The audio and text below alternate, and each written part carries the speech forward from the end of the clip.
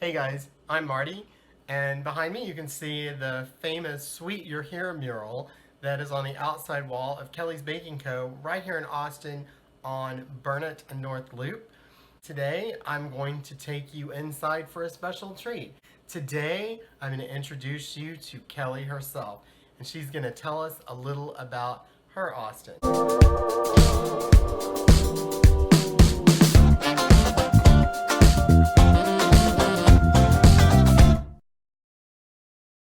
My name is Kelly Moore, and I have Kelly's Baking Co. I've been in Austin for, let's see, how old am I? When we heard we were moving to Austin, Texas, we thought it was going to be cowboy boots and farms and cows everywhere, and it was nothing like that. It was like really hippieville, which was amazing. But those were the days where you could see Willie Nelson just anywhere, right? You know, and you'd run into all of these people. And it was so small and it was so kind. It was such a kind place. Coming from New Jersey, it's fast talk, fast walk, everything's super fast. And this was kind of slowed down a bit, which was so nice and easygoing, and everyone was so friendly. So after 22 years in the corporate world, I found myself in a layoff situation, which was kind of cool because I have 4 kids, and who doesn't want to be a stay-at-home mom? I traveled to Europe and fell in love with the way they use pastry art everywhere to make everything look beautiful, especially in Harrods. It was just amazing to me. But I was never a kitchen person, never a cook, never a baker, never anything in the kitchen. And but I knew I wanted to try that because I love the art side of it, the artful side of it. And so I came home and got every book on baking from the library. I didn't want to go to pastry school. I was too old. I didn't want to spend the money, and I thought I could figure this out myself.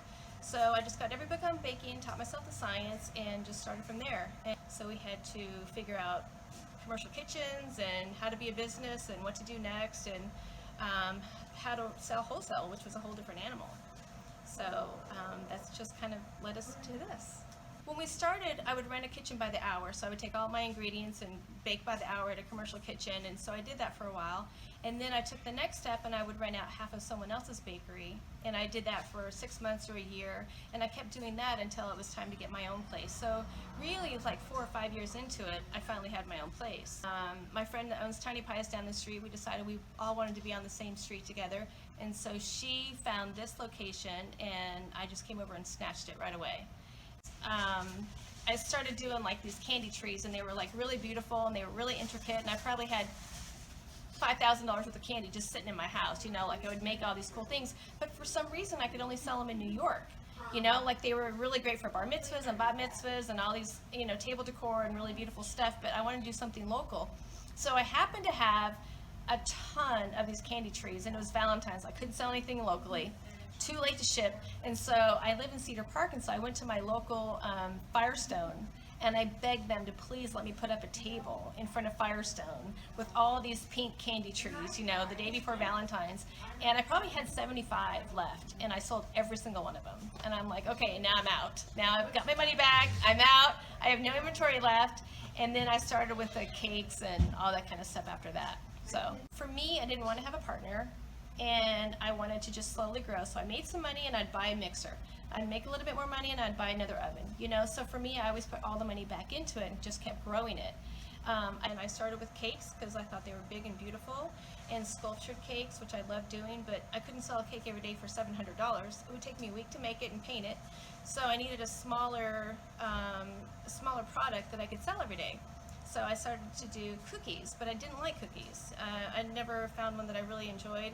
So my next quest was to create a cookie recipe that me as a chocolate lover would like. And so I figured out how to do the spiced shortbread, which was really amazing. So I did logos right off the bat, the printed logos, and I really, over the years, really mastered that. So I think that a lot of people do it, but I think we just do it really, really well. After some time, my cookies were at a party where a buyer from Central Market happened to be at, and they called and said, we want you in our stores. And so kind of overnight from there, we went from a hobby to a business. And then we were open for 6 months, and then we flooded. So our whole shop flooded, and we closed down for a year and a half, closed down our retail. And we didn't have any flood insurance. Our insurance wouldn't pay a dime, and so we had to basically rebuild again, which was so painful. Where I was at the point where I could actually walk away and be okay with it because I felt like I had worked so hard to get to that point. and then it was kind of all gone again. But I wasn't ready to give up, so just kept plugging along, and our kitchen was fine, which was lucky, so we were still able to just do corporate again. Because we really specialize in the printed cookie, and there's so many great, amazing things you can do with it. So that's what when we had flooded, I needed to have more revenue, you know, because now we have all this overhead, and just doing corporate work is not going to be the only thing that's going to keep us going, you know, because retail was really supposed to pay the rent here, you know, so now we have no retail. What do we do? And so I decided to take it on the road. So if I can print your logo here, why can't I print it on the road? And it's basically a cookie photo booth. And so I was the first in the nation to actually figure out this on demand at events. And so we just slowly built up again, and then we were able to open up retail, and it's been amazing. We just kept growing, you know, little by little. Candy Burris from the Real Housewives of Atlanta called and said that she wanted me to send cookies to her baby shower. And I said, well, you know, we could come and create on site. Would you like that? And she was like, yes. We flew out to Atlanta, and it was everybody from that TV show and the Basketball Wives and Married with Medicine and the Falcons football players. It was crazy amazing. There was like 200 people there, and we just had a ball just making cookies for them, photo cookies for them, on site, on demand. It's really great. And then from there, we got a really cool gig with Hulu in Hollywood. And so we were there at one of their big events, and every time you turned around, there was another movie star, you know, and so our line was long, and it was amazing, and incredible experience. We've had a lot of luck with some Hollywood people and big name entertainers. Yeah, the history of this place is amazing. I decided, and he was actually the son of the founder, and when he retired, the daughter decided to close it down, and then they leveled it. But that that unit over there that holds all those boxes, he actually built that when he was a young kid, and that held all the nails for home lumber. And these two beautiful counters, these were white, and this was their front counters. And so we're trying to preserve some of Burnett Road.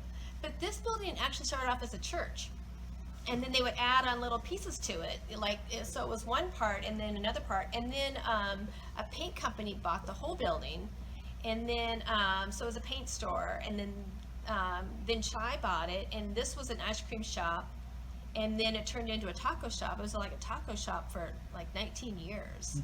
And then we got it right after the taco shop. Yeah, so the chandeliers, we got it at Habitat for Humanity's Restore, and we painted all those. And then, like, these are from my old shop. I mean, it's all, yeah, if we can paint it and make it all match, it's great.